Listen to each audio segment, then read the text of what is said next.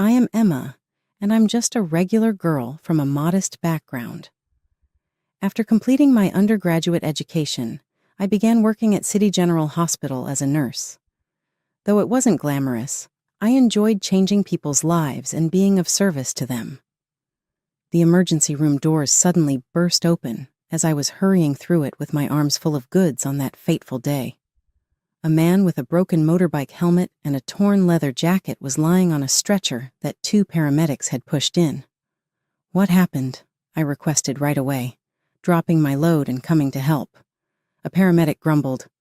"Rich boy on a fancy bike lost control. Strike a guardrail.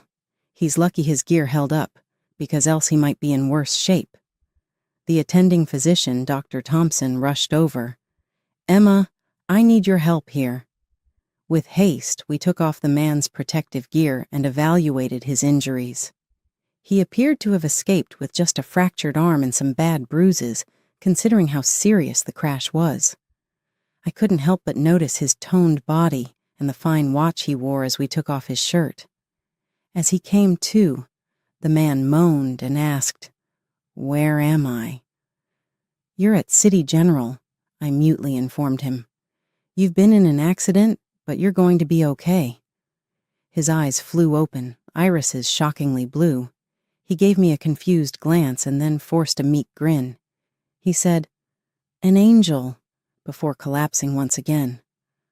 My cheeks flushed, so I busied myself getting his drip ready. Dr. Thompson laughed. "Looks like you've got an admirer, Emma."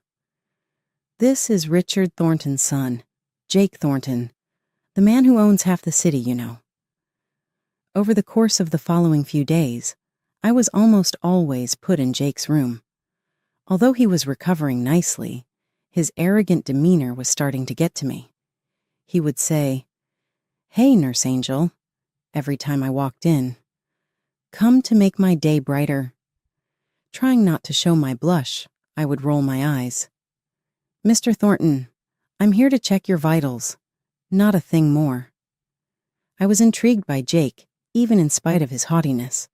He was not your average rich lad with a nice-looking face. I would catch him reading intricate financial papers or conversing in Mandarin fluently on his phone when he thought I was not looking. I experienced an unanticipated wave of melancholy on the day of his release. He was just another patient, and an annoying one at that, I told myself, so it was ludicrous.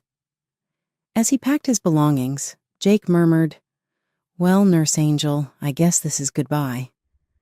"Be careful, Mr. Thornton," I said in a formal manner. "Try to stay off motorcycles for a while." I was attending the hospital as normal a week after Jake was released from the hospital. I was at the nurse's station updating patient charts on a calm afternoon when I heard a familiar voice. "Pardon me, but I need to find Nursing Angel. Have you encountered her?" I was taken aback to see Jake Thornton standing there with a bunch of roses in his hand and a smug smile on his face when I looked up. He was wearing a suit that was probably more expensive than what I make per month. I said, "Mr. Thornton," as my cheeks began to heat up. "Why are you in this place? Is there anything wrong with your arm?" He laughed. "Call me Jake, please. I am really grateful for your wonderful treatment of my arm. Oh, and these are for you." He gave the flowers to me. I took them hesitantly, conscious of the interested looks from my co-workers. "Thank you, but why?" "Because I'm asking you out on a date," he stated frank. "And I'm hoping these might persuade you to say yes." I nodded against the better part of myself. "Okay, one dinner, but that's it." Jake's expression brightened. "Fantastic. I'll come get you at 8. Put on something elegant." I stood there staring at an expensive arrangement of flowers as he stormed out of the hospital, wondering what I had gotten myself into. I struggled to decide what to wear that evening. I had a number of work-appropriate outfits in my wardrobe, but nothing fit for a date with Jake Thornton. In the end, I decided to wear my one and only black dress. A sleek black automobile drew up outside my small apartment building at precisely 8 in the evening. Jake emerged from his fitted suit, looking as though he had just stepped off the cover of a magazine. He murmured, "You look beautiful," with grateful eyes as he opened the car door for me. He led me to a restaurant that looked like something I'd only seen in movies, complete with tuxedo-clad servers, delicate piano music, and crystal chandeliers. It was also too much. "Slow down," Jake said, observing my uneasiness. "It's just dinner." But dinner was more than that. It was the start of something I never would have imagined. As we conversed, I found that beneath his arrogant facade, Jake was surprisingly smart, witty, and grounded. After he informed me about his job as a finance director for his father's business, I started talking to him about my own life and my love of nursing. As we were finishing dessert, Jake remarked, "You know, I've dated a lot of women, but I've never met anyone quite like you, Emma." I chuckled. "I'm sure you say that to all the girls." "No," he said in a grave tone. "Really, I do. You are sincere and true. It is energizing." That night, as he drove me home, it became clear to me that I was in danger. But as he gave me a gentle, lovely goodnight kiss, all of my doubts vanished. I also realized that my life will never be the same after seeing his automobile drive off into the night. The weeks that ensued felt surreal. When Jake and I started going on dates on a regular basis, I noticed that my feelings for him were growing every day. However, reality had a way of creeping into our fantasy. I could tell right away that Jake's parents didn't think well of me the first time they brought me to see them. "So, Emma," Elizabeth Thornton, Jake's mother, stated icily, "Jake tells us you're a nurse." I tried to mask my nervousness as I nodded. "Yes, at City General." She answered, sounding as though she felt it was anything but quaint. "How quaint," Richard, Jake's father, hardly took his eyes off his newspaper. "And your household? How do they go about things?" "My father's a retired police officer and my mother's a teacher," I proudly stated. Elizabeth and her husband shared a look that said 1,000 words. It was obvious that they didn't think I was suitable for their son. Jake gave me a comforting handshake as we departed that evening. He said, "Don't worry about them. They'll come around eventually." I wasn't so sure, though. There was a cloud over our relationship that I couldn't fully get rid of. Jake's parents' disapproval. Even so, Jake and I became more intimate. He was very affectionate and gave me gifts, and he took me to places I had only ever dreamed of. However, I never felt at home in this privileged and wealthy world. I always knew we were really different from one another. After a particularly expensive date one evening, I brought it up to Jake. "Why me?" I inquired. "You may have any woman from your world that you desire. Why go with an ordinary nurse?" Jake cradled his hands around my face. "Emma, because you're real. You don't support me because of my name or wealth. You get to see me for my true self." I ignored my reservations after being profoundly moved by his comments. Both Jake and I were in love. That all that really mattered? 6 months into our relationship, Jake proposed. It wasn't a grand, elaborate affair, just the two of us on the rooftop of my apartment building under the stars. It was perfect. We decided on a simple ceremony, much to the dismay of Jake's parents, but Jake stood firm, insisting that it was our day, not theirs. As I walked down the aisle, seeing Jake's beaming face, I felt like my heart might burst with happiness. This was the beginning of our forever after. After the wedding, we moved into Jake's luxury apartment. It was bigger than any place I'd ever lived, with a view of the city that took my breath away. "Welcome home, Mrs. Thornton," Jake said, scooping me up in his arms as we crossed the threshold. I giggled, still not used to my new name. "I love you, Mr. Thornton." Married life with Jake started off beautifully. We settled into a routine in our luxurious apartment, and I continued working part-time at the hospital. A few months after our wedding, I discovered I was pregnant. Jake was overjoyed when I told him the news. "We're going to be parents," he exclaimed, spinning me around in our living room. "I can't wait to meet our little one."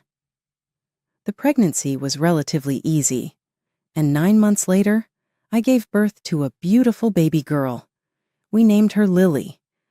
Jake was by my side throughout the delivery, holding my hand and encouraging me. To my surprise, Jake's parents seemed to soften a bit after Lily was born. They doted on their granddaughter, showering her with gifts and attention. However, their attitude towards me remained cool and distant. "At least you managed to give Jake an heir," Elizabeth said during one of their visits, her tone a mix of approval and condescension. I bit my tongue, reminding myself that Lily deserved to have a relationship with her grandparents regardless of how they treated me. As the months passed, I noticed subtle changes in Jake. He started working longer hours at his father's company, often coming home late and exhausted. Our conversations became shorter, more superficial. He'd ask me to prepare his suits and shine his shoes, but rarely inquire about my day or how I was feeling. One evening, as I was putting Lily to bed, Jake came home later than usual. "Where have you been?" I asked, trying to keep the accusation out of my voice. "Working late?" he replied tersely. "There's a big merger coming up. I need to be prepared." I nodded, unconvinced. I made dinner. "It's in the fridge if you want to heat it up." Jake waved his hand dismissively. I already ate at the office. This became our new normal. Jake would come home late, barely acknowledge me or Lily, and retreat to his home office. I tried to talk to him about it, but he always had an excuse. "I'm doing this for us, Emma," he'd say.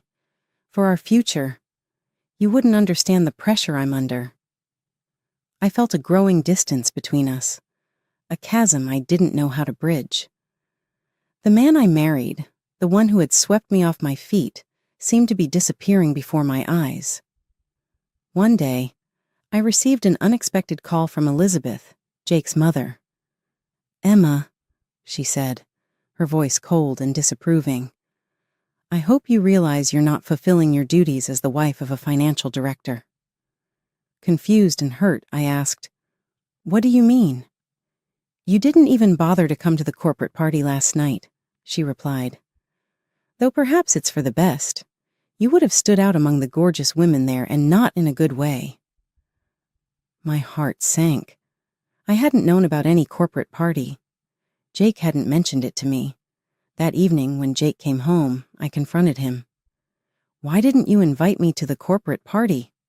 Jake's face hardened. "Emma, let's be honest. You're too simple for those events. I'd be embarrassed to have you there." His words cut deep, confirming my worst fears. I loved the one who had once called me real and genuine. Now he found me embarrassing. The weeks following Jake's cruel words were tense. We barely spoke. I threw myself into caring for Lily and my work at the hospital, trying to ignore the growing pit in my stomach. One evening, Jake called to say he was staying late at work again. I decided to use the quiet time to clean up a bit. As I tidied his home office, I noticed his computer was on, the screen glowing softly in the dim room. I hesitated for a moment, my hand hovering over the mouse. I knew I shouldn't, but something compelled me to look. To my surprise, the computer wasn't password protected. With a shaky hand, I opened his email. What I found shattered my world. There, in black and white, was an email exchange between Jake and a woman named Vanessa. As I read through their correspondence, my heart pounded in my chest. They weren't just coworkers. They were lovers. They mocked me, calling me a hen, a fool, a redneck without taste.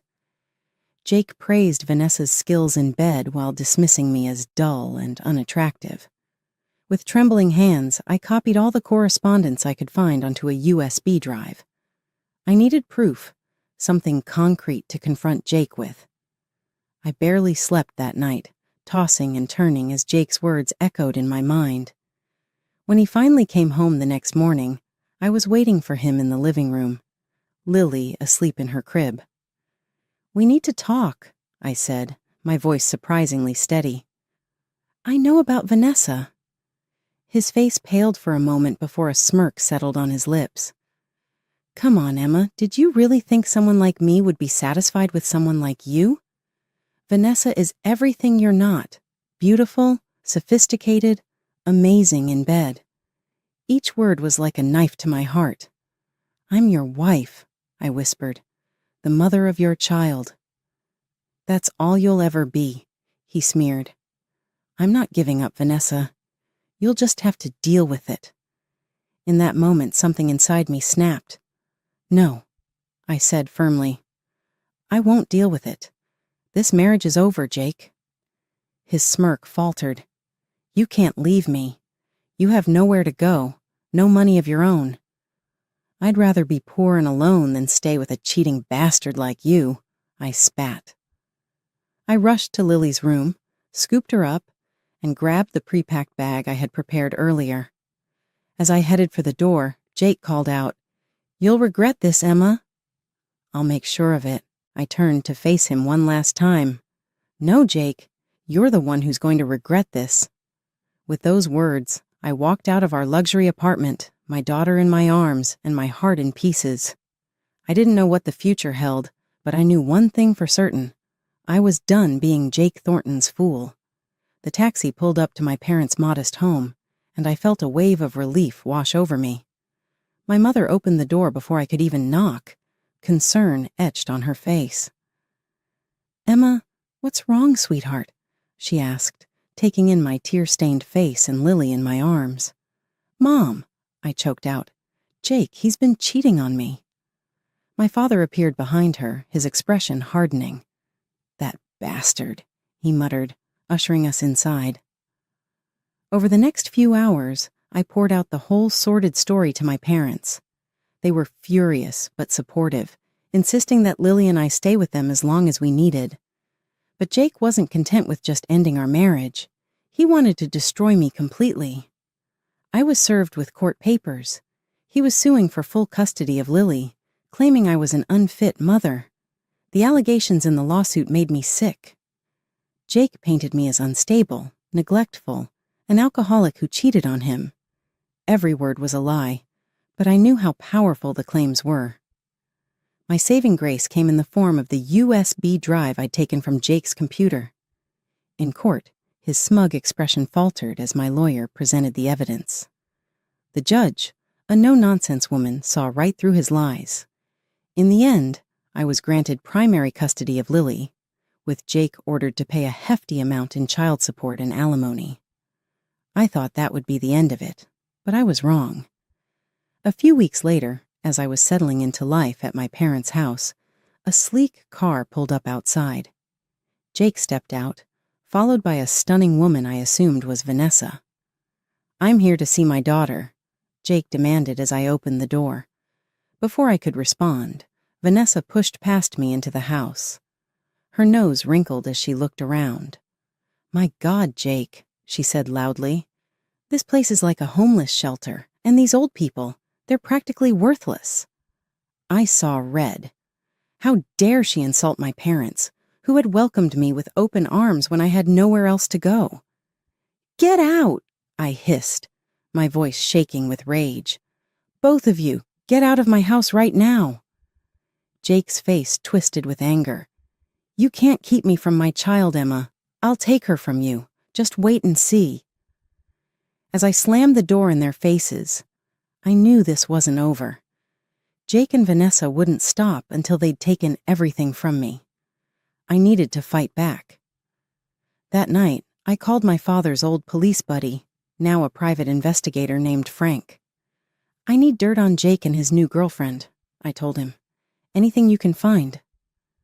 Frank's investigation yielded more than I could have imagined. Vanessa, it turned out, had a colorful past as an escort, living off rich men's money. But that wasn't all. She was currently embezzling from Jake's company and selling insider information to their competitors. Even more shocking, Frank uncovered evidence that Jake himself was far from innocent. He'd been siphoning money from the company into offshore accounts for years. I had the power to bring Jake and Vanessa's world crashing down around them, but I wouldn't act rashly. No, I would bide my time, waiting for the perfect moment to unleash this information for maximum impact. It was a quiet Tuesday afternoon when my phone rang. I was surprised to see Elizabeth Thornton's name on the caller ID. With some trepidation, I answered. "Emma?" Elizabeth's cold voice came through the speaker. "My birthday is next weekend. I expect Lily to be there. You may accompany her if you must." Before I could respond, she hung up. I stood there, phone in hand, a plan forming in my mind. This was the opportunity I'd been waiting for. As we approached the Thornton mansion, I took a deep breath, steeling myself for what was to come. Richard answered the door, his face a mask of polite indifference. "Ah, Emma and little Lily. Come in." The room was filled with the Thorntons' high society friends, all giving me curious looks. I felt like a specimen under a microscope. Suddenly, the room fell silent as Jake entered, Vanessa on his arm. His face registered surprise at seeing me, quickly masked by a smug smile. "Everyone," he announced, "I'd like you to meet Vanessa, my fiancée and future wife." The room erupted in congratulations. Elizabeth and Richard fawned over Vanessa, showering her with compliments. "Oh, Jake," Elizabeth gushed. "Vanessa is simply wonderful. Such impeccable breeding and education. A much better match for you than—" She glanced dismissively in my direction. "Well, you know." I felt my cheeks burn with humiliation and anger, but now was not the time to lose control. I waited until the excitement died down, then slowly stood up. "I have something to say," I announced, my voice steady despite my racing heart. I pulled out the full folder from my purse and turned to address the room. "You all seem very impressed with Vanessa, but do you know who she really is?" The room fell silent as I began to reveal the truth.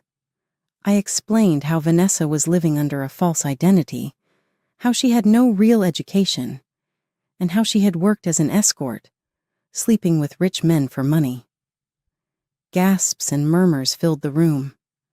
Vanessa's face had gone pale, while Jake looked like he might be sick. But I wasn't finished. "And that's not all," I continued. "Vanessa has been selling company secrets to your competitors. She's been embezzling money from the company accounts Jake so trustingly gave her access to." Richard Thornton's face had turned an alarming shade of red. "Is this true?" he thundered, turning to Jake and Vanessa. Before either could respond, I delivered the final blow. "And Jake?"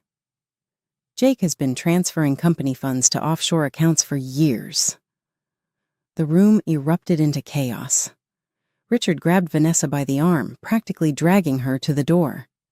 "Get out of my house, you deceitful witch," he roared. "I'll see you in court for this."